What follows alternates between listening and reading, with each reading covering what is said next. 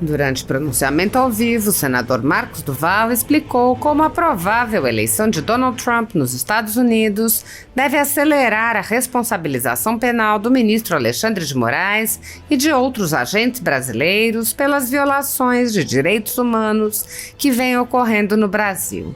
O senador apontou que Trump já era o franco favorito para a eleição, antes mesmo de sobreviver ao atentado que sofreu hoje. Com a eleição cada vez mais provável, aumenta a expectativa de uma rápida resposta aos crimes contra a humanidade no Brasil. Marcos Duval explicou os tipos de penalidades que podem ser impostos ao ministro Alexandre de Moraes e aos agentes que agem sob seu comando, inclusive as sanções que podem ser impostas pelos Estados Unidos.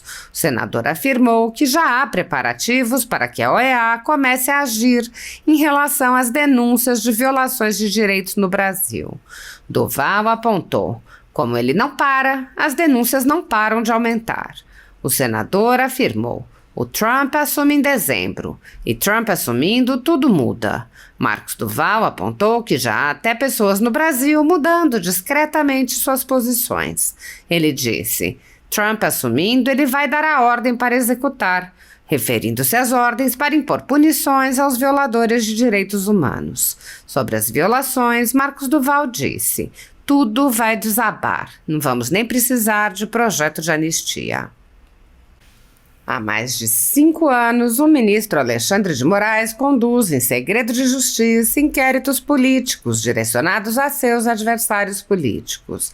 Em uma espécie de parceria com a velha imprensa, matérias, reportagens e relatórios são admitidos como provas sem questionamento, substituindo a ação do Ministério Público e substituindo os próprios fatos, e servem como base para medidas abusivas que incluem prisões políticas, buscas e apreensões, bloqueio de contas, censura de veículos de imprensa, censura de cidadãos e parlamentares, bloqueio de redes sociais, prisões em massa, confiscos, entre muitas outras medidas cautelares inventadas pelo ministro.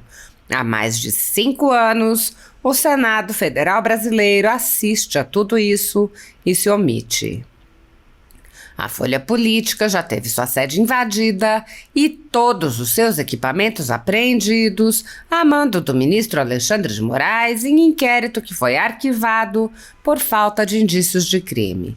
A renda do jornal está sendo confiscada a mando do ministro Luiz Felipe Salomão, ex-corregedor do Tribunal Superior Eleitoral, com aplauso dos ministros Luiz Roberto Barroso, Alexandre de Moraes e Edson Fachin. Todos os rendimentos de mais de 20 meses do trabalho de jornais, sites e canais conservadores são retidos sem qualquer base legal. Se você apoia o trabalho da Folha Política e pode ajudar, doe qualquer valor à empresa Raposo Fernandes através do Pix, utilizando o QR Code que está visível na tela ou o código ajude@folhapolitica.org. Caso não utilize Pix, há a opção de transferência bancária para a conta da empresa Raposo Fernandes, disponível na descrição deste vídeo e no comentário fixado no topo. Há mais de 10 anos, a Folha Política vem fazendo a cobertura da política brasileira, quebrando a espiral do silêncio imposta pelo cartel midiático que quer calar vozes conservadoras. Pix ajude@folhapolitica.org. Assista. Estamos comunicando o mundo inteiro sobre isso. O governo americano, o atual, o Biden, para vocês saberem, também articulou para a soltura do Lula. Tem muita coisa para contar ainda. Mas como, depois de uma sequência de levantamentos, informações, pesquisas, já vinha crescendo o nome do Trump.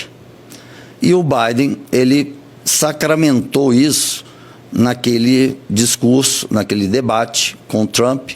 Como ele estava ali, eu acho que ele já faleceu, mas o corpo alguém estava conduzindo aí de alguma forma. Então ele estava sem condições de até continuar como presidente americano. Que dirá numa reeleição que é puxada e ainda para mais 4 anos. Então, é praticamente absurdo. E o Trump, como não perdeu o direito de se candidatar, as pesquisas explodiram com o Trump lá para cima. Então, hoje, nos Estados Unidos, todo mundo já coloca o Trump como o que vai assumir a presidência dos Estados Unidos agora em dezembro deste ano. E ele passou a informação que, na primeira semana que ele assumir como presidente dos Estados Unidos, ele vai pedir para que a OEA, que fica lá, possa já dar o veredito para que ele possa mandar cumprir a prisão, não só do ministro, mas de todos que compactuaram e obedeceram a ordem sabendo que era ilegal.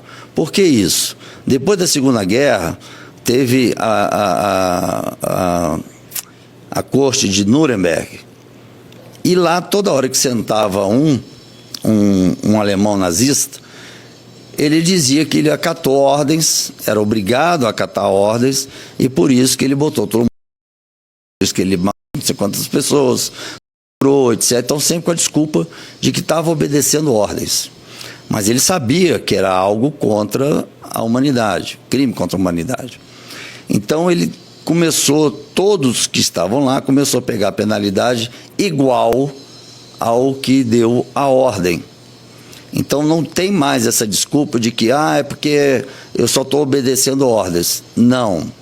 Até se você tiver para receber algum policial, alguma ordem judicial, verifique a lei primeiro, entre em contato com o seu advogado, verifique se na lei isso está inserido na lei.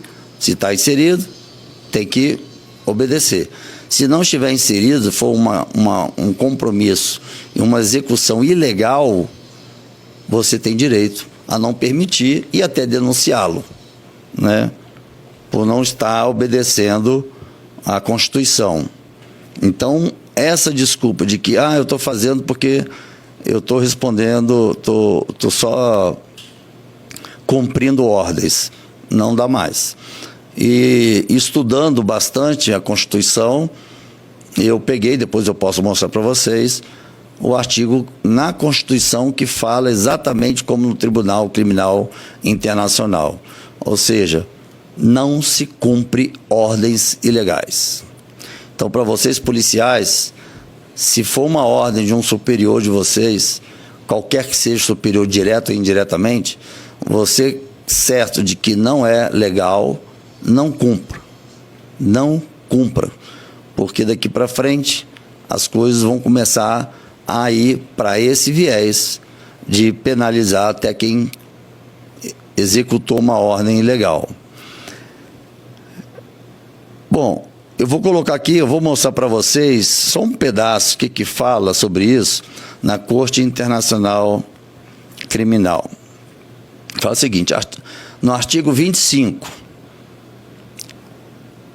aborda a responsabilidade criminal individual e especifica que o Tribunal Penal Internacional tem jurisdição sobre indivíduos, não sobre estados. Por quê? Porque o Brasil é signatário a esse tratado, Tratado de Roma. Então, por ser signatário, o Tribunal Penal Internacional, ele tem jurisdição sobre o Brasil. Então, não é os Estados Unidos. Não tem, porque os Estados Unidos vai invadir o Brasil para prender. Não, não é isso. A penalidade que vai ir nas mãos dos americanos é a proibição da entrada do ministro nos Estados Unidos, qualquer acordo ou prestação de serviço que ele esteja recebendo de alguma empresa americana, ele é impedido disso. Aí você fala, mas que empresa ele poderia ter um acordo comercial? YouTube, o Uber, iFood e outros serviços que tem a matriz nos Estados Unidos e sua filial aqui. Então, de cara, ele não vai poder acionar mais o Uber, o canal de TV e por aí vai. Netflix. Bom, qualquer pessoa que cometa crimes sob jurisdição do Tribunal Penal Internacional, ou seja, qualquer brasileiro, será responsável e sujeita a processo criminal. Então, isso, além do ministro, todos os brasileiros que estão acatando ordens ilegais do referido também vão responder criminalmente. Obediência a ordens superiores não exime a responsabilidade individual, especialmente se o indivíduo sabia que a ordem era ilegal. E foi o que eu li, o Google avisando ao ministro, quer dizer, é meio que passar uma missa para um padre, mas o Google fez um documento dizendo que o ministro estava descumprindo a Constituição, a legislação brasileira e o marco legal da internet. Então aqui vou ler de novo. Aqueles que obediência a ordens superiores não exime a responsabilidade individual, especialmente se o indivíduo sabia que a ordem era ilegal. Aí cai aí tanto os assessores, cai também todos os agentes da segurança pública. Qualquer denúncia que alguns patriotas que foram presos ou que estiveram no galpão, o galpão, só uma foto que eu mostrei do galpão já entra como crime contra a humanidade. E aí eu perguntei, o que está vendo nessa foto que te dá essa certeza?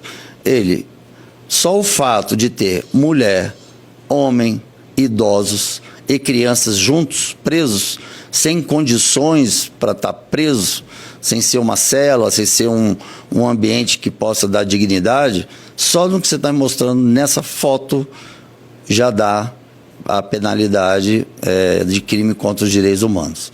E aí quando eu mostrei o vídeo, quando eu cheguei lá, aí que ele falou, pelo amor de Deus, nós temos que iniciar logo.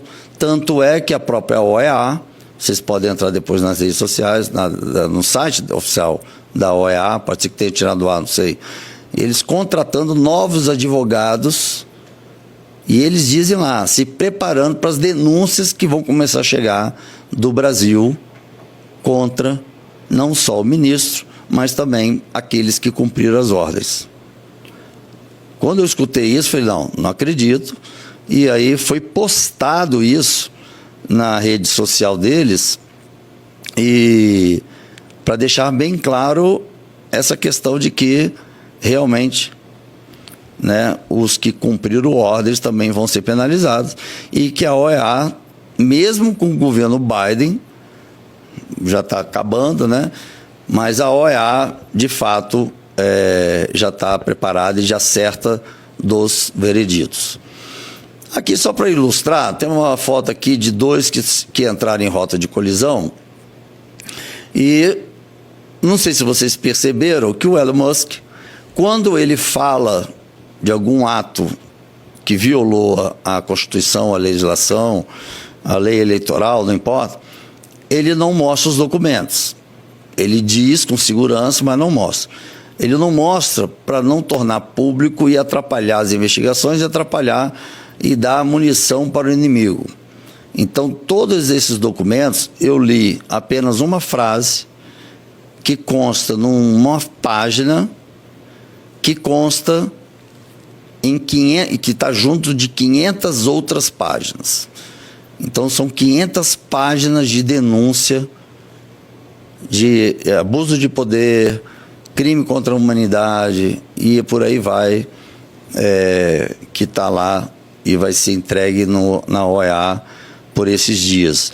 Porque como ele não para os crimes e as violações, toda hora eles estão juntando mais documentos. Então, o fato de ter, primeiro, determinado uma penalidade, uma multa de 100 mil para o Twitter, e depois que foi pago, ele em seguida aumentou para 700 mil. Só por fato de ter pago rápido, porque também o Elon Musk é o homem mais rico do mundo. Então, bora jogar 700 mil? Depois eu vou até pesquisar para onde vai esses recursos, não sei, depois eu tenho que perguntar. Então, gente, nós temos um cenário que, em dezembro, o Trump assume, e o Trump assumindo em dezembro, aí tudo muda, como já vem mudando. Não sei se vocês perceberam que, recentemente, 2 ministros, cada semana ministros antigos, que foram escolhidos até pelo Lula, começaram a se colocar suas opiniões e questionando as ações do ministro Alexandre.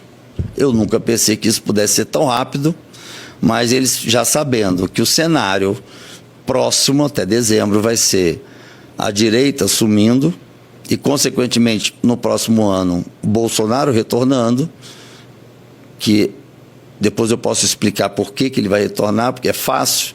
Ele está inelegível hoje, mas ano que vem ele vai se tornar elegível. Depois eu explico qual é o caminho. Mas nós temos essa tranquilidade que até dezembro, o Trump sentando na cadeira de presidente, a OEA vai começar a agir aqui no Brasil, já vai ter esse período todo confirmando as irregularidades, as violações, e pronto, vai ficar só aguardando a hora de executar. Trump assumindo, ele vai dar ordem para executar. Então, o cenário não está muito bom para o ministro, vai nos trazer a sensação de justiça, os perseguidos vão deixar de ser perseguidos, os injustiçados com penalidades absurdas, fora do normal, tudo vai desabar.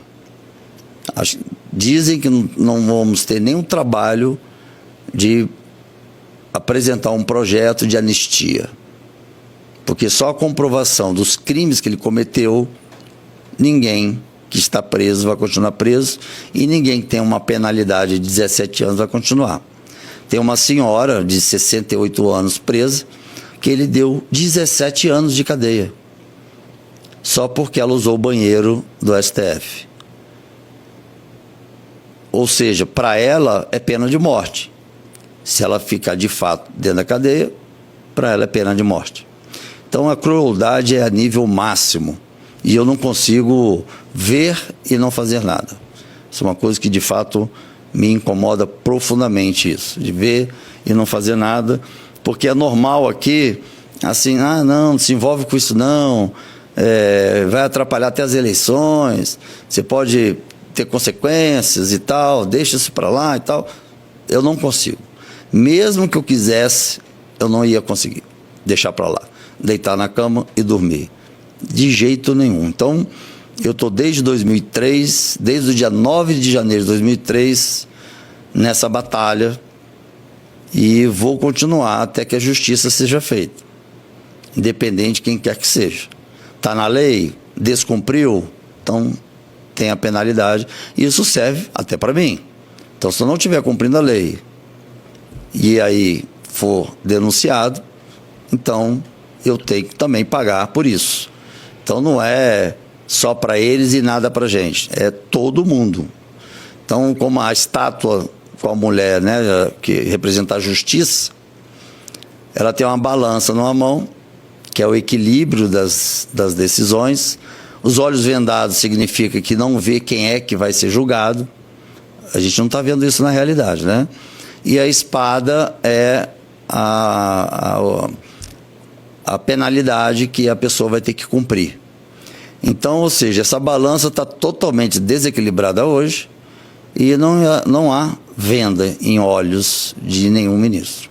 Está muito claro uma perseguição à direita. Mas, a cada dia a gente vem crescendo. Eu só peço sempre moderação, nada de radicalismo, que aí a gente perde a razão e perde o direito de dizer que o outro é radical, não nós, da direita. Porque se a gente também for radical, eles ficam chamando da extrema direita, ou super extrema direita, vão exagerando nisso.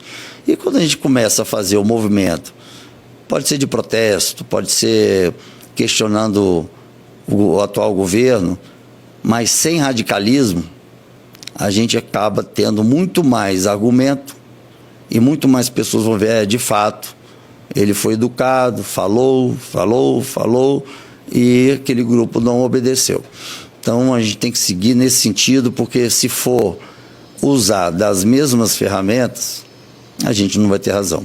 Como dizem um ditado japonês, uma mão suja não pode lavar a outra, porque vai sujar as duas mãos.